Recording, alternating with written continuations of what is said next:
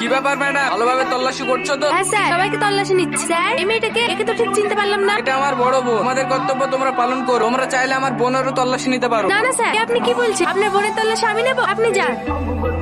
কি হচ্ছে এটা? কাল তোমাদের চোখের সামনে দিয়ে মাল পাচার হয়েছে, তুমি কি করছিলে? তাকে তেল দিয়ে ঘুমাচ্ছিলে, আজকেও হেরোইন পাচার হবে। আজকে যদি স্মাগলারকে না ধরতে পারো তাহলে কিন্তু তোমাদের সবাইকে সাসপেন্ড করে দেবো।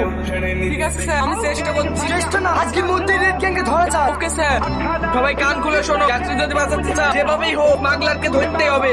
ম্যাডাম ফোন করছে। হ্যাঁ বলেন ম্যাডাম। স্যার, আমাদের ব্যারিকেড ভেঙে একটা ছেলে পালাচ্ছে, আমরা পিছু নিচ্ছি, আপনারা রেডি হয়ে থাকেন। ঠিক আছে, আমরা রেডি হয়ে যাচ্ছি। কোন দিকে যাবে আমাদেরকে জানাবে।